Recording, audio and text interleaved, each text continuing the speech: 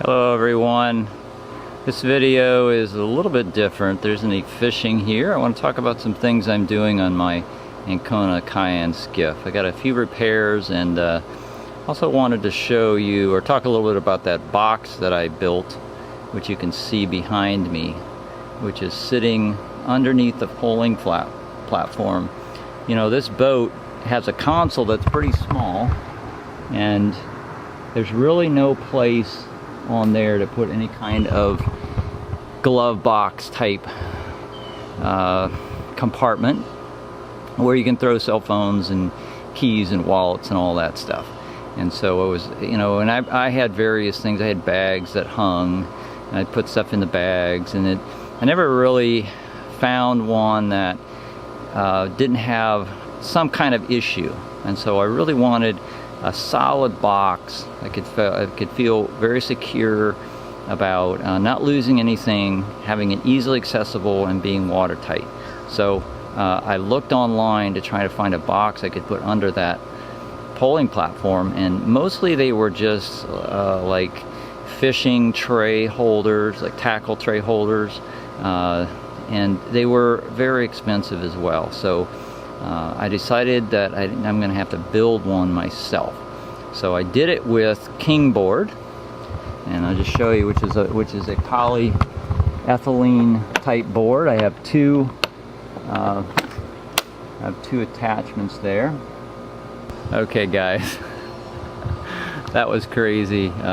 Opened it up and there's nothing but powder everywhere. Turns out that my Excetrin that I was carrying there, the top came off and pills have just disintegrated. So it's very useful for, you know, things like first aid kit. I've got some, you know, documentation, sunscreen, the Victoria's Secrets Amber Romance, which is a perfect thing to keep gnats off of you. This compartment, it's all made of 1/2-inch King StarBoard, by the way. Put a seal around the door. It's got these 2 latches, so when you slam it, it's very tight. It's 16 inches wide, 7 inches high, 8 inches deep. So put your stuff in there, very secure and out of the way. That is space that is really not accessed. It's not used. That space doesn't get in the way of the motors. You can see the motor. I've got the motor trimmed up, no issues there. But my project for today is to do some improvements on my grab bar, and this grab bar is really critical. You gotta have a grab bar on this boat. I really feel it, just for safety when you're moving around. I mount my tripod for my camera. On this side I have my GPS and navigation and sonar device.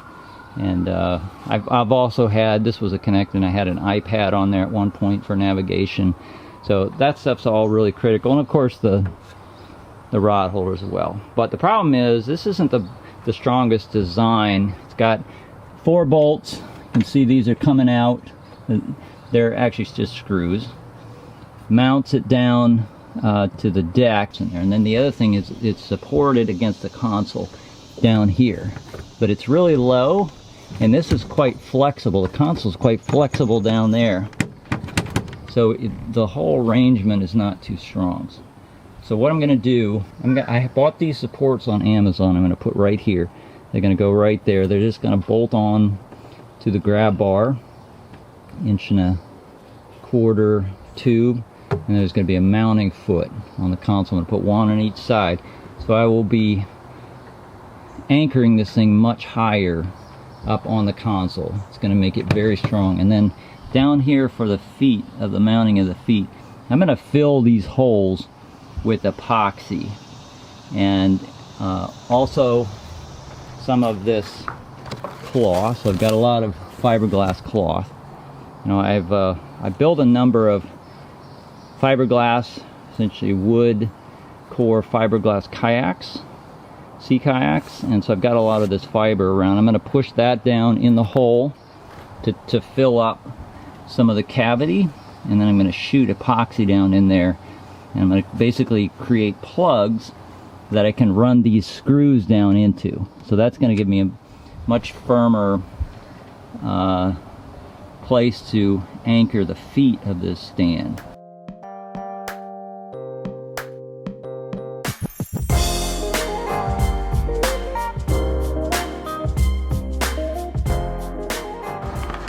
So what I'm going to use, I just picked up this at the Academy. This is a JP Weld marine epoxy. So I did decide to use a little bit of the fiberglass cloth and kind of push it inside with a wire. And then I've got my little can. This says 5-minute dry, so I'm going to have to work really fast. You got to put it in there, stir it up, and then get it in there real quick.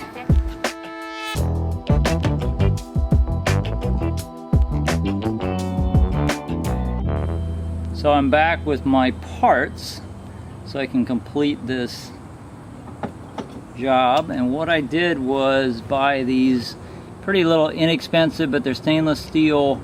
They're like a pipe hanger. So they've got a base and they've got an adjustable screw and clamp that comes out of it. And this will clamp nicely to the grab bar.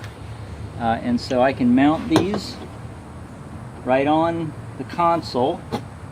And the bar will rest against there. It'll support that bar. I put the fiberglass fill back in here, so now I have some really strong surfaces here. I can re-drill the 4 holes, and then I will have a good mounting surface again. And this time they won't get pulled out because of the supports at the top, and then also down here at the bottom. And it's done.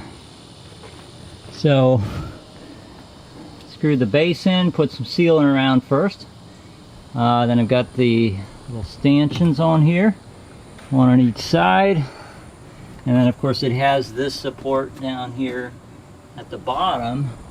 And this thing is as solid as can be. Wow, there's no deformation. I'm shaking the whole boat doing this. I'm moving the trailer. It's so solid.